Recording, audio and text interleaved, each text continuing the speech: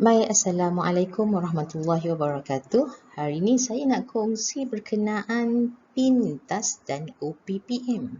Apa yang dimaksudkan dengan pintas dan apa yang dimaksudkan dengan OPPM? Baik, pintas ialah Pelan Intervensi Transformasi Sekolah 2025. Okey, pintas ini dia sebenarnya merupakan satu pelan yang mana kita buat apabila ada isu yang timbul di peringkat sekolah. Jadi, isu tersebut kita perlu selesaikan dalam tempoh yang bukan lama, bukan sampai setahun, tetapi dalam tempoh paling lama 3 bulan. Okey, jadi dia dinamakan intervensi, pelan intervensi kerana dia nak memulihkan ataupun membaikkanlah apa isu dia nak betulkan, okey, isu yang ada. Baik, dalam pintas dia ada beberapa lajur. Okey, yang pertama kat sini kita boleh lihat ialah bidang keberhasilan aspirasi. Okey, dalam bidang keberhasilan ini dia sebenarnya ada 4 pilihan. Jadi kita kena pilih satu daripada 4 pilihan.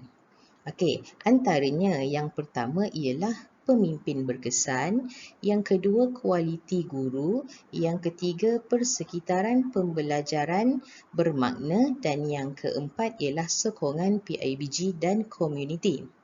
Jadi kita pilih mengikut isu. Okey? Baik. Di sini kita memilih kualiti guru. Ini sebagai contoh. Kualiti guru. Baik, bahagian kedua, lajur kedua, data dikumpul ini ialah dari mana sebenarnya kita dapat data-data ini. Kalau isunya ialah isu berkenaan dengan kehadiran, mungkin kita buat data dikumpulnya daripada APDM. Kemudian apa lagi data dikumpul? Mungkin melalui laporan ziarah cakna sebagai contoh. Baik, di sini isunya ialah matematik tahun 6. Okey, kita fokus kepada kurikulum. Jadi data dikumpul berkenaan dengan matematik ini, apa datanya? Okey, data yang kita ambil data APDM, kehadiran murid. Mungkin kehadiran murid ini yang menyebabkan prestasinya ataupun tidak begitu cemerlang, tidak mencapai apa yang kita sasarkan. Okey, kemudian kita ambil daripada tapak head count sekolah rendah matematik tahun 6. Kita boleh guna apa saja yang sekolah kita ada.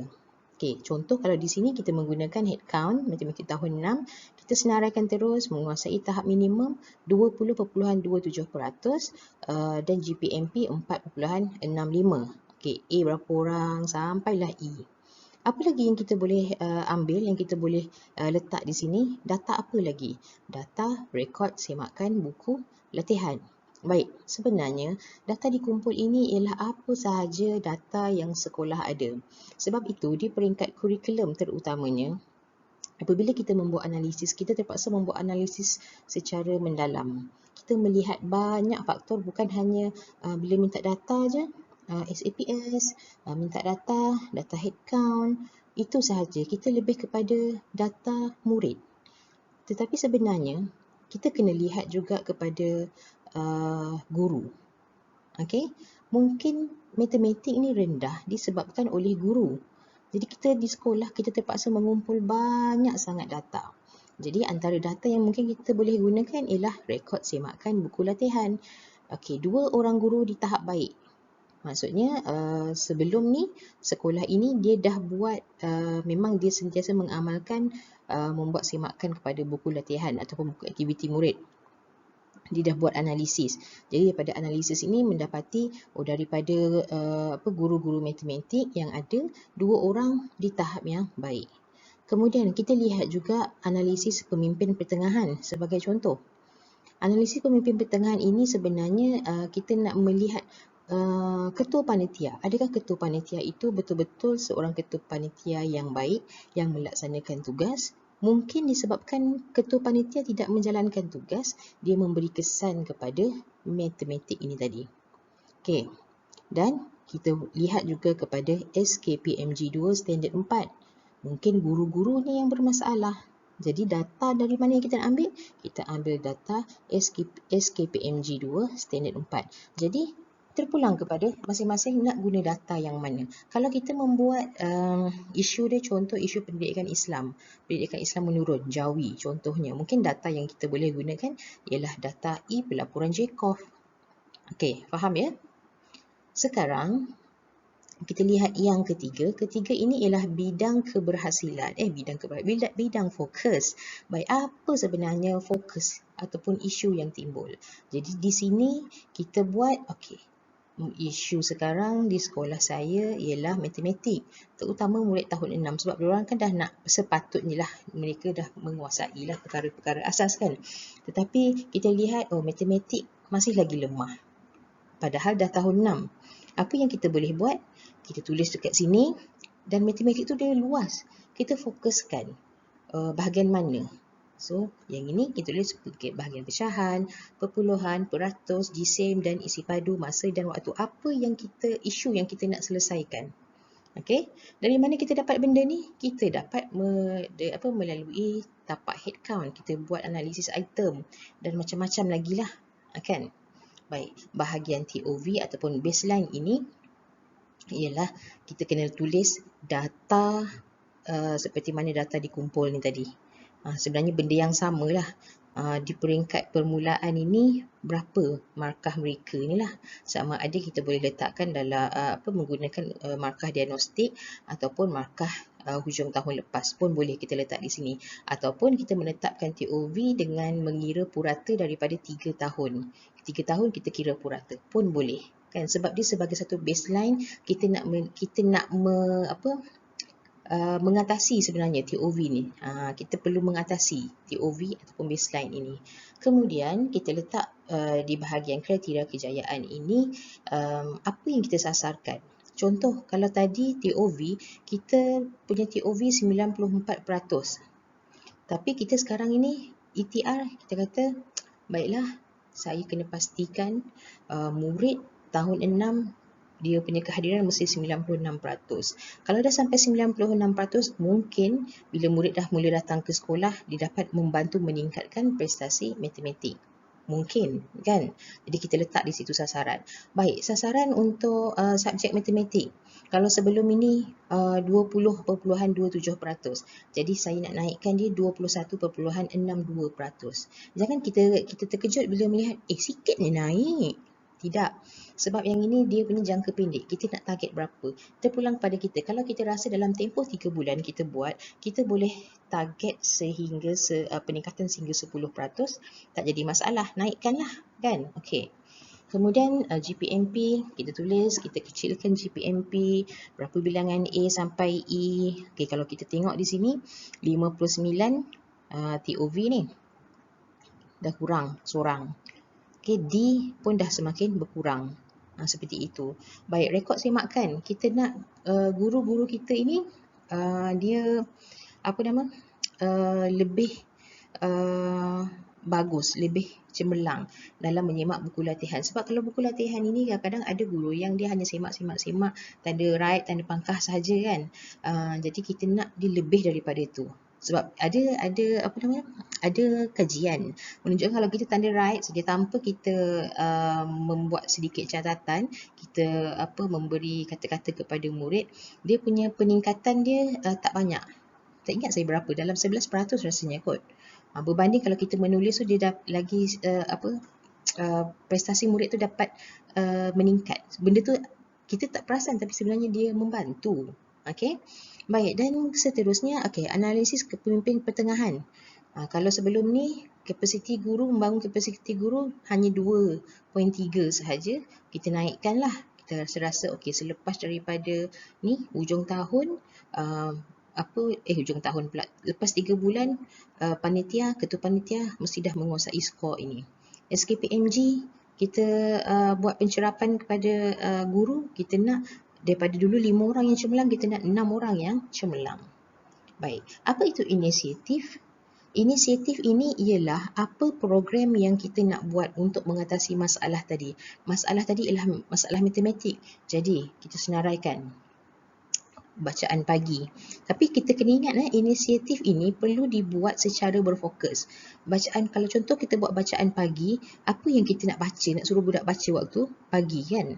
Jadi mungkin budak boleh baca sifir sebab dia ada kaitan dengan pecahan, perpuluhan, peratus kan? Mungkin. So kita letaklah sini satu program bacaan pagi, kemudian kelas intervensi berfokus, kita buat pencerapan. Ini inisiatif. Pencerapan kepada siapa? Pencerapan kepada guru-guru kita tadilah.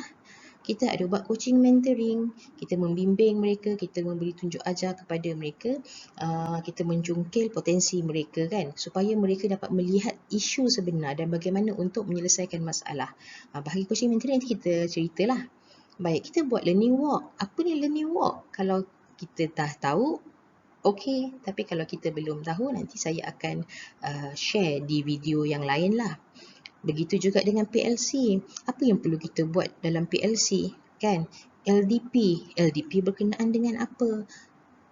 Mungkin kita buat LDP berkenaan dengan teknik menjawab soalan mungkin, ataupun LDP Part 21, mungkin guru-guru kita kurang mahir berkenaan dengan Part 21.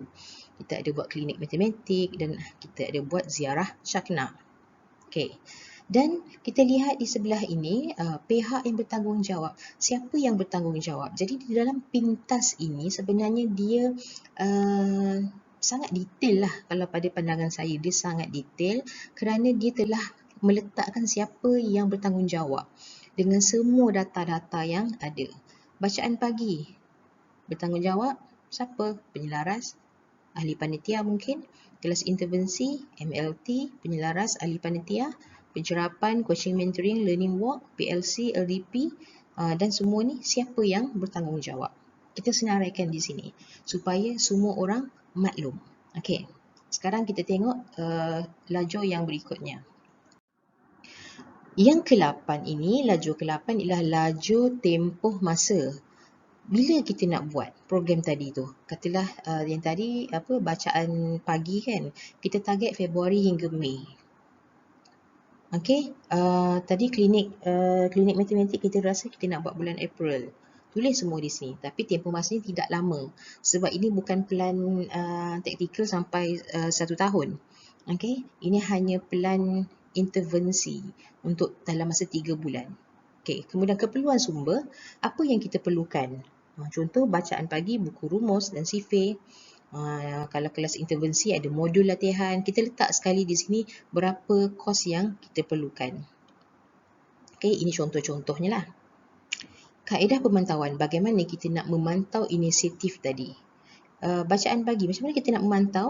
Melalui rekod bacaan pagi, melalui learning walk mungkin. Dan yang ini kita boleh fikir sendiri bagaimana cara kita nak memantau. Di sini saya ada tulis OPPM. Apa itu OPPM? Tak tahu? Kita akan belajar nantilah. Okey. Yang ke-11 ini dapatan evidence. Apa evidence-nya? Okey, ini cara nak memantau apa evidence yang menunjukkan benda ini dilaksanakan. Okey, mungkin kertas kerja, mungkin laporan aktiviti dan sebagainya. Penilaian ini kita buat di akhirnya. Di akhir, selepas daripada habis program, kita membuat penilaian semula. Okey, adakah mencapai? Adakah tidak mencapai? Bagaimana tadi peratus kehadiran? Kita TOV berapa? ETR berapa? Dan kemudian yang sebenar-benarnya berapa? So kat sini kita sebenarnya dah boleh membuat satu refleksi sama ada program itu berkesan ataupun tidak. Kalau program itu berkesan, mungkin kita boleh teruskan. Okey, tapi kalau program itu tidak berkesan, sama ada kita menghentikan ataupun kita membuat tambah baik. Dan akhir sekali ialah kos sebenar, kita tuliskanlah berapa kos sebenar yang kita gunakan. Kan, sebab tadi di sini keperluan sumber ni hanya anggaran sahaja. So yang ini ialah kos sebenar.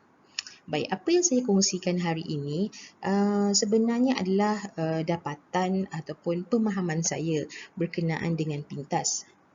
Saya seorang yang gila TS25 lah, boleh saya kata begitu, TS25. Saya belajar daripada awal.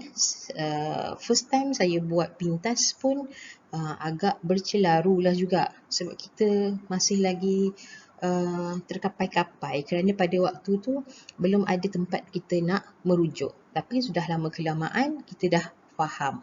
Jadi pintas ni dibuat oleh siapa? Boleh diguna pakai oleh sesiapa sahaja untuk menyelesaikan isu dalam jangka masa yang pendek. Okey, kalau ada apa-apa persoalan, boleh komen dekat bawah lah nanti. Okey, terima kasih.